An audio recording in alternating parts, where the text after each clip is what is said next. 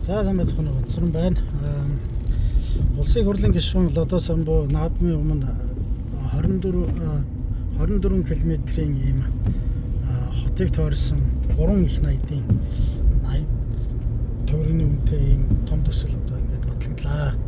Зээлийн төсөл батлагдлаа гэдэг юм ярьжсэн. Тэгээ энтэй яг адилтгаж болохоор ийм Германд нэг ийм жишээ байна. Яг нь замын хувьд тэгээд энийг харьцуулж та нарт үзүүлэе гэж бодлоо. За энэ зам болохоор А81 буюу одоо А ангиллын зам. А ангиллын зам гэдэг нь болохоор евро стандарт Германы одоо хамгийн өндөр стандарттай ийм зам байдаг.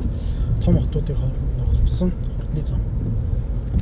Тэгэхээр энэ А81 гэдэг замын өргөтгөл ингэж явж байгаа. Тэгээд энэ өргөтгөл нь болохоор нийт 7.2 км-ийн урттай 6 игнэ ийм зам баригдах гэдэг ийм өргөтгөл явж байна. Тэгээд яг одоогор бол 4 игнэ. Тэгээд энэ 4 игнэг 7.2 км газар яг нэг хотын дундор явж байгаа хэсэг газар ингээд 4 игнэ болоод нарийсчдэг. Тэгээд тэр нь 4 игнэ болж нарийсж байгаа замаа 6 игнэ болж өргөтгсөж байгаа. Нийт урт 7.2 км. За энэ хотын дундор явж байгаа учраас яг гэхээр хоёр хотын дундор явж байгаа учраас 850 м газарт нь түнэл барьна гэж байна. Тэгээд 37 м-ийн одоо 6 игнэ зам учраас яг гэхээр 37 м-ийн өргөнтэй 850 м-ийн урттай ийм түнэл баригдана. Нийт 6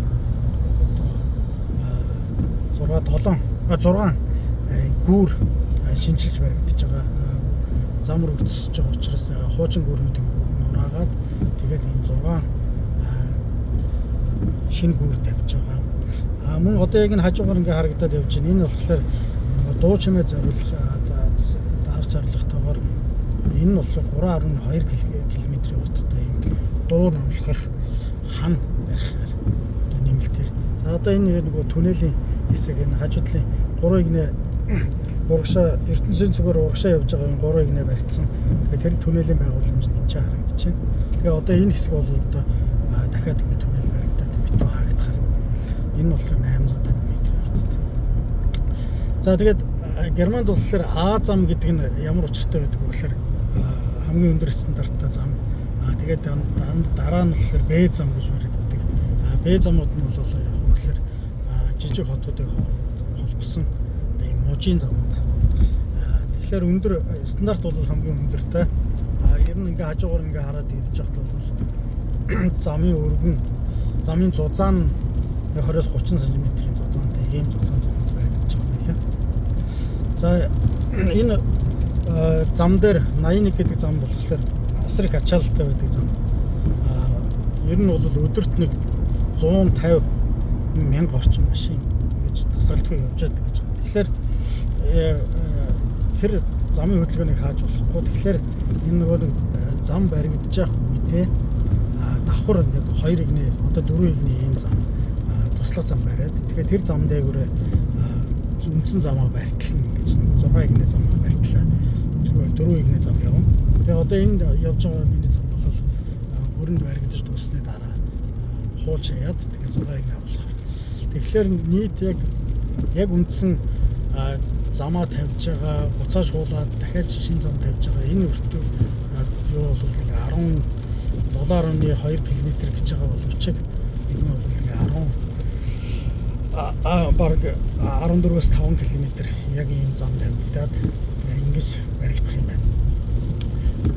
Өртөг 100 сая евро.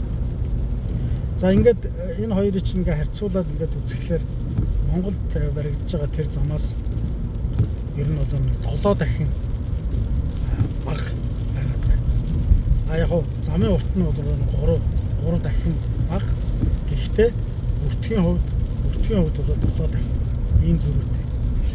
За яг Германд ингээд шинэ зам тавигдахлаар юу яд юм бэ? Би зүгээр сонирхоод уншсан чинь хамгийн гол нь чинь даатгал гэдэг юм шиг болдог. Тэгээд ийм том хэмжээний зам тавигдж байгаа тохиолдолд энэ барьж байгаа компаниуд даатгал хийдэг. Тэгээд тэр даатгал нь нийт өртгийнхөө 5 орчим хувьтай. Тэгээд энэ чинь янз бүрийн даатгалууд байдаг юм байна. Одоо жишээ нь энэ тавигдж байгаа туслах зам дээр аваар гарах юм бол тэр аваарын даатгал одоо тэр туслах зам хэзээгээр ингэж явж байгаа туслах зам ч гэсэн тэр нөгөө 150 мянган машины ачааллыг даах хэмжээний байх хэрэгтэй. Тэгээд тэндээ зориулаад даатгалууд явагддаг. Энэ үндсэн зам тавьж байгаа зам дээрээ бас даатгал явагдана. Чи өөрөө А зам учраас маш өндөр стандарттай явах. За одоо энэ нэг замын өргөн хэмжээ харагдах байна. 20-30 cm харагдаад байна. За ийм байна. Тэгэхээр ер нь баг өртгийн хувьд ингээд даатгал интернет тооцоод Германд байж байгаа нийт одоо ажлын хөлс интернет тооцох юм бол ерөнхийдөө ер нь бол нэг 10 дахин гарч ирэх баг. Тэ. Нэг ерөнхийдөө ингээд явж байхдаа нэг ерөнхий тооцоо хийлээ. 3 байж магадгүй. Иймэрхүү зөрүүтэй байна. Тэгэхээр Монгол тавьж байгаа зам бол маш үнэтэй санагдаад байна да. Энэ миний бодлоо.